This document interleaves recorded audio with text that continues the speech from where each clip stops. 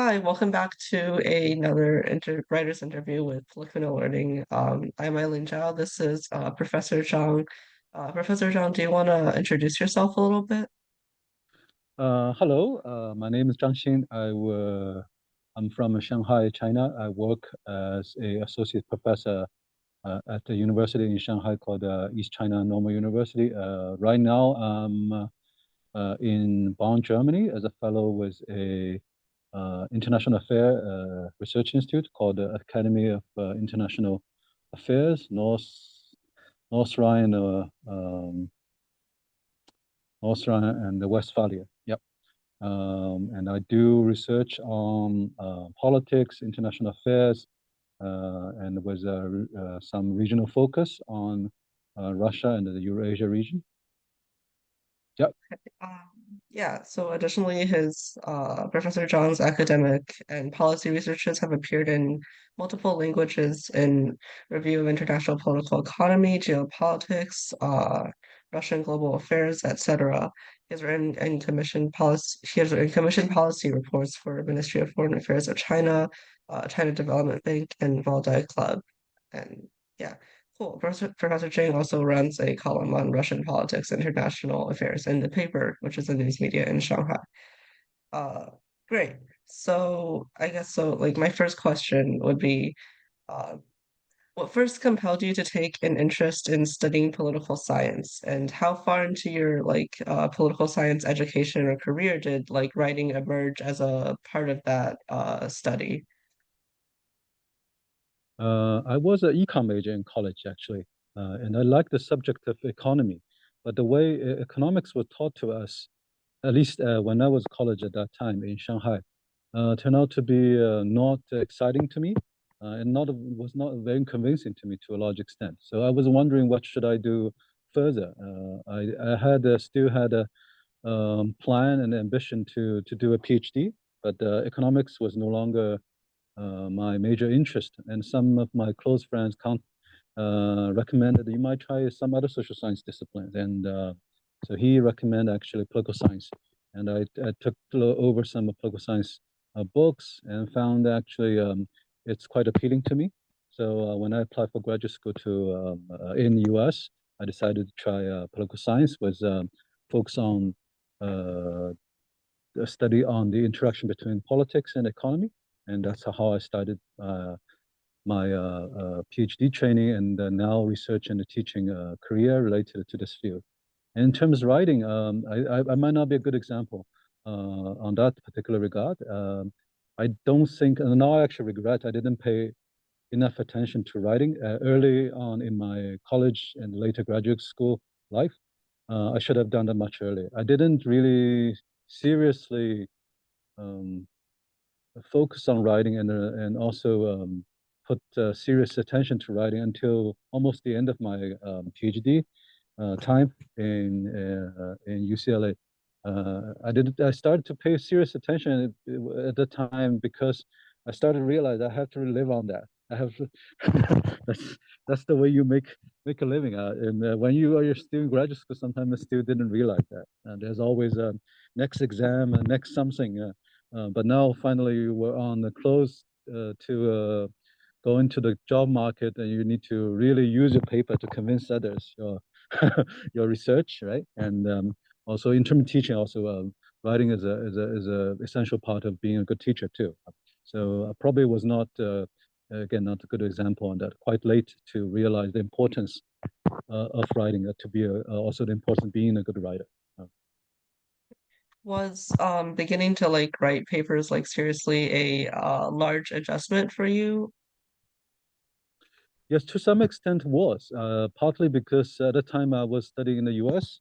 And using English, not my native language, as a major working language. So that created some barriers. Sometimes you want to express something, but found express that particular point in another language. Sometimes was a big challenge, and also it's related to some of the other questions you put in the interview list. Academic writing, particularly in the U.S. system, tend to have its own particular style. And it also is generally geared towards a very specific, relatively narrow, small, or specific audience. So it takes on very strong, actually a large part of graduate training, at least in humanities and social science, is actually to how to learn to write for that particular purpose, for that particular group of people you're going to interact professionally in your future academic career. It comes with pluses, but I do see also the minus of that. It definitely tries to train you uh, right in a particular rigid, supposedly coherent style, which doesn't always work for a general audience. And also overall academic writing over time in US and Europe uh, tend to be, particularly the fields that get a little bit, we might say, mature or saturated. The more mature the field is, the saturated the field is, the writing tends to be increasingly obscure. You need to talk to the talk, but in a very obscure way. Right? So that also creates a bit of a challenge for me when I did start to pay serious attention to writing. I don't think I've actually solved that problem myself, even after that many years. Um, I think a lot of academics are actually complaining about that. The language, particularly the writing, the writing style of academic writing becomes so obscure, so inaccessible, and it's only tailored to such a small group of people, so-called as peers, right? And then you're writing in a peer, tailored to a small group of peer, and that definitely comes with, I think, great serious minuses. So that also creates some other challenges. I think I'm still somewhat struggling with that to some extent. Cool.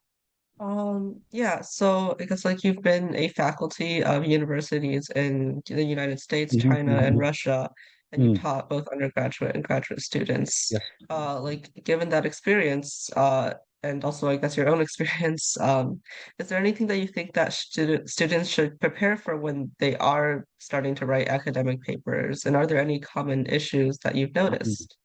mm. One general, both as observation and as a following suggestion, I might say, is I think college students in general, at least in the three countries I worked, generally don't pay enough attention to writing.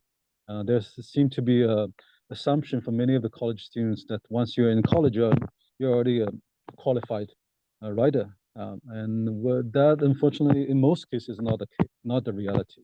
Um, I was a graduate student in a public university in the U.S., and it's one of the top public university.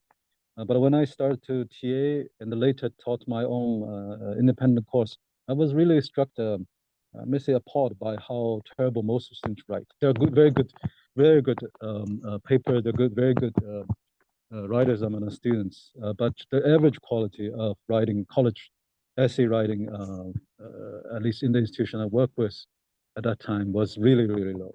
I was appalled to see how bad I might say the high school system prepares students for that writing. So I think generally try not to assume that a college student means the entrance of college means you're already qualified, a good writer. Uh, and then be prepared really to devote some serious attention to writing. And also then come to the other point is academic paper, or analytical essay is just one type of writing. You need to learn to do that, but also don't be completely constrained by that. Um, I think to realize actually there are different type of audience you will probably address, and also different context, different environment. Your writing need to play its role. So be aware that beyond the type of academic writing you are asked to learn to get used to. There are other things other type of writing, other type of style of writing you might need to learn, practice. You might not need to be an expert on every type of writing, but at least maybe in college, high school, college, at least to get a sense of these different type of uh, writing styles for different audience, different context, different outlets is actually a good, I would say a very good experience for your high school and college education. I hope institutionally those institutions would give you that kind of environment to try to learn, to practice, and give the students feedback to work on the different style, different outlets, right?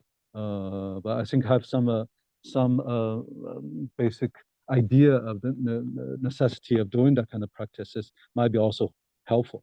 Um, and then, of course, if possible, try beyond the submitting a essay to the as a part of your maybe class assignment. Take the opportunity, maybe try your writing to different outlets early on. Uh, Newspaper, maybe it's just students run newspaper, just to that sometimes give you a very good sense of rewarding, right? If you rewarded, you fulfilled, and also may give you some feedback from audience other than your maybe instructor professors. That can be helpful. So take advantage of the institutional support from your education institution, but also build on that. Maybe go beyond that and try to take advantage of other related institutions, other related outlets, and the possible feedbacks from different audience. Right. Okay. Well, I don't want to run too long, but those are something that I can think of right now. Yeah. Thanks. Have you noticed any differences in like style, structure, etc. in academic writing from different countries and different Yeah. languages? Yeah. Yeah. Um, for academic writing, social science, for example, mainland China, from the 80s all the way to 90s when I was in college, is actually mostly mimicking, mimicking the style of academic writing in the Anglophone world, mostly in the US. Uh, uh, whether that's a good thing or bad thing, I will leave the judgment aside. I think that's fairly much part of the reality. Uh, um, so in that sense, it's a learning process. But humanities are somewhat different. Humanities are somewhat different. Social science, like economics, many of the economics paper in English and Chinese, in style, in structure, are very similar these days. Are very similar. Humanities are different story. The more a field integrated into this Anglophone academic system, the similar the writing style will become, regardless of the language they use. Uh, and on the other hand, like in Russia, somewhat similar, and they are even far less integrated in the Anglophone academic world.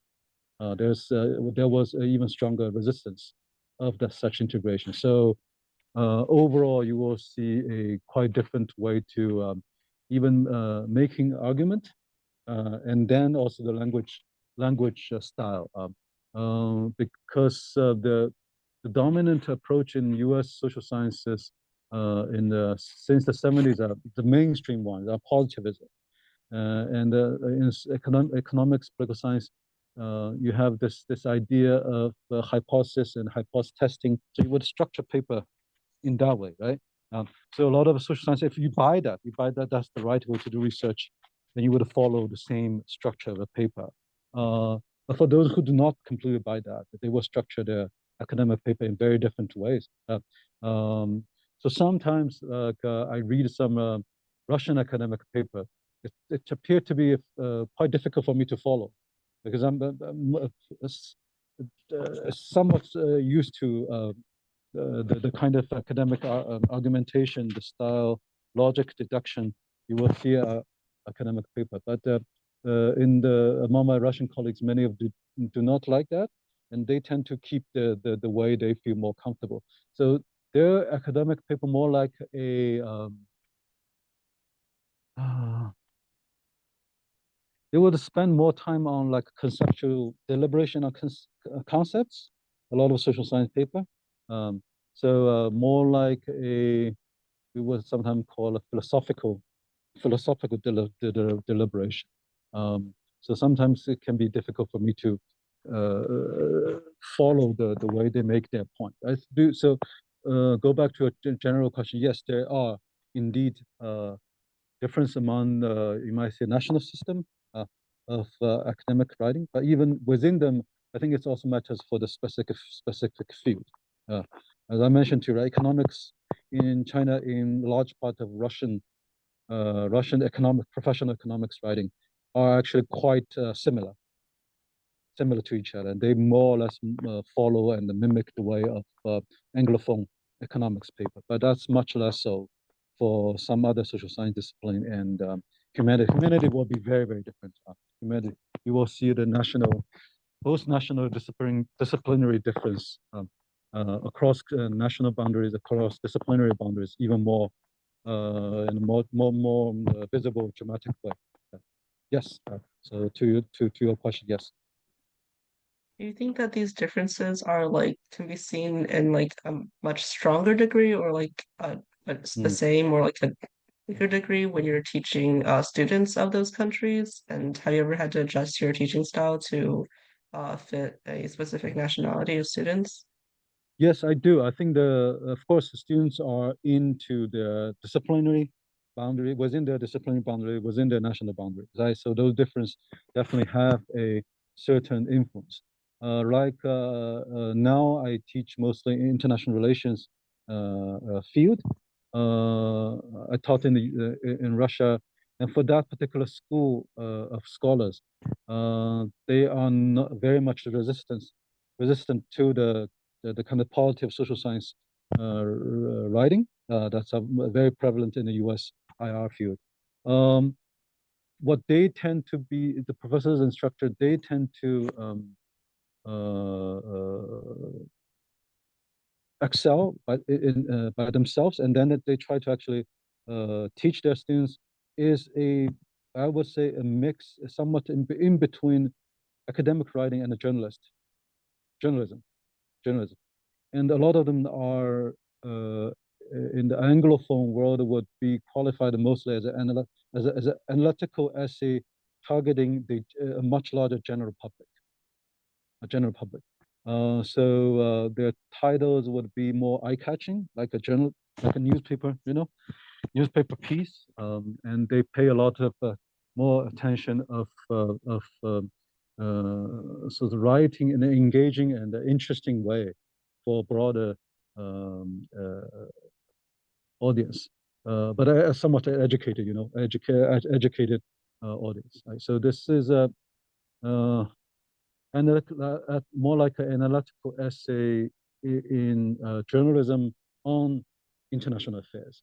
So that's what many of my Russian colleagues are doing themselves and try to teaching their students.